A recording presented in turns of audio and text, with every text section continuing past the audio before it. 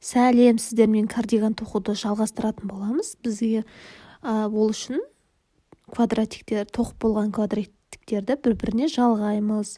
Артқы бөлігін, жанын және қолын қосып алатын боламыз. Барлық квадратиктерді осылай қосып аламыз өзімізге керекті мөлшерде. Квадратиктердің қосу әдісін көрсететін боламын. Ол үшін екі квадратикті бірге аламыз. Бірінші өрімдер арқылы қосамыз. Бірінші өрімнің алдыңғы бөлігін, екінші өрімнің артқы бөлігінен алатын боламыз. Тек қана бір бөлігін аламыз квадратиктерді. Мұқият қараңыздар. Осылай. Мынау жіптен анық көрінбей жатыр. Бірінші өрімнің бірінші бөлігін, алдыңғы бөлігін, ал екінші квадратиктің артқы бөлігінен қосамыз. Мұқият қараңыздар.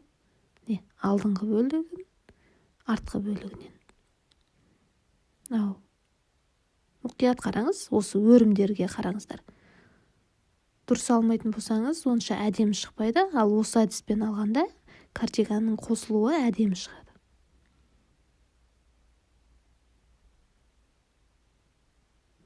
Алдыңғы бөлігінен алдық. Енді екінші квадратиктің артқы бөлігінен қосып аламыз. Алдыңғы бөлігінен, артқы бөлігінен қосып алдық. Осылай барлық квадратиктерді қосып аламыз бір-біріне. Осы кардиганды қосарда мән беріңіздер. Сызбасы арқылы өздеріңіз сызып алып, сол арқылы қосып шығыңыздар. Барлық квадратиктер осы әдіспен қосылады.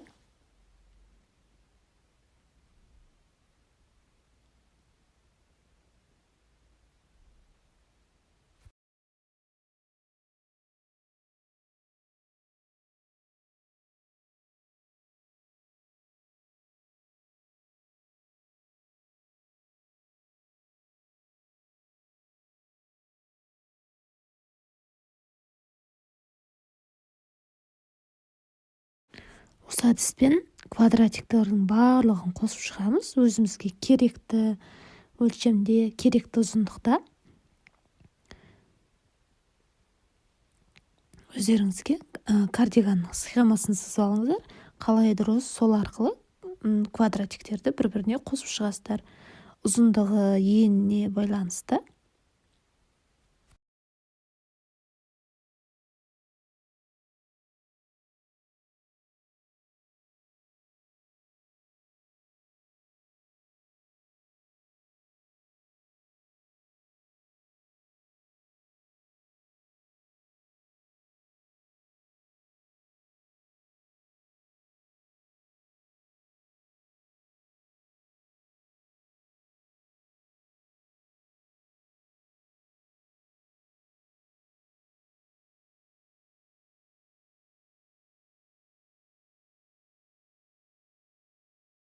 Осылай квадратиктерді бір-біріне қосып шығасыздар. Кардиганымыз шығып келе жатыр. Артықша жіптерін біткен соң кесіп тастасаңыздар да болады. Қалаған кездеріңізде квадратиктерді аяқтап болған соң кессеңіздер де болады. Менде еніне 5 квадратик кетті. Ал осы ұзындығына да 5 квадратик кетті. Қатты ұзын болған жоқ. Ал ұзын кардиганын қалайтын болсаңыздар, қоссаңыздар болады.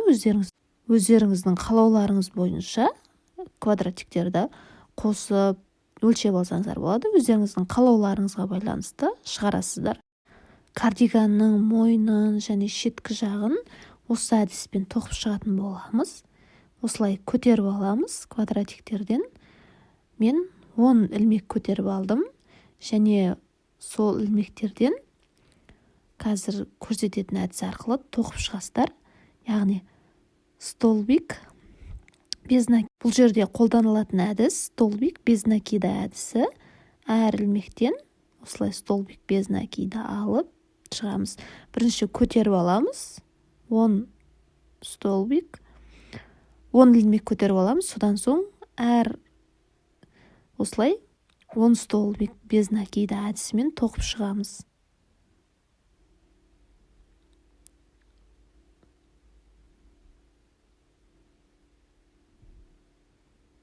және осы шеткі бөлігіне шыққанда осылай қосып аламыз.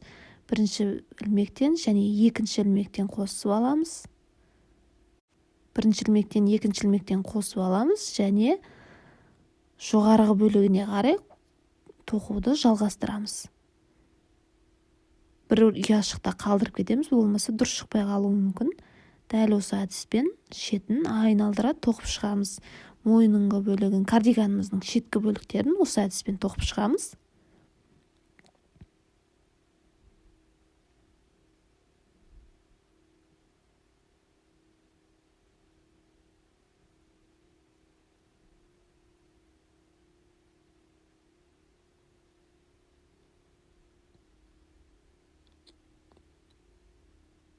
Дәл үшінші қатарды дәл бірінші қатардағыдай тоқып шығамыз.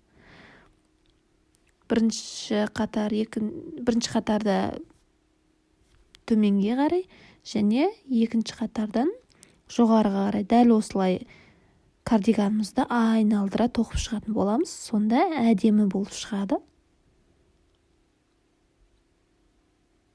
Столбик без накида әдісі қолданды бұл жерде.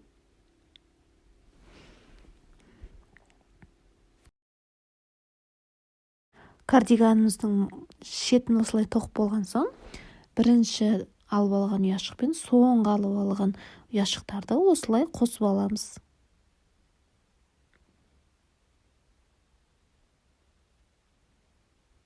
Осылай қосып аламыз.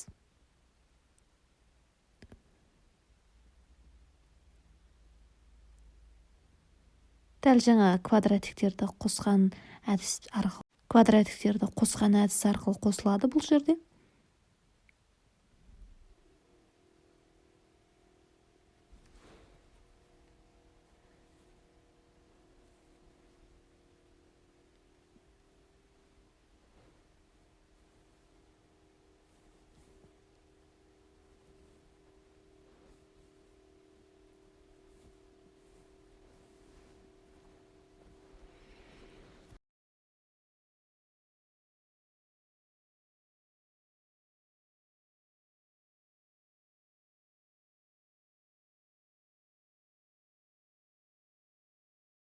Кардиганымызға жеңді, квадратиктерді қосқан әдіс сияқты дәл солай қосып аласыздар. Өздеріңізге қолдарыңызға ыңғайлы өлшемде өлшеп, дәл солай қосасыздар. Менде жеңіне ұзындығына 5 квадратик қостым, ал енін айналдыра 4 квадратик кетті. Өздеріңізге керекті мөлшерде қосып аласыздар. Жеңіне 20 квадратик кетті барлығы.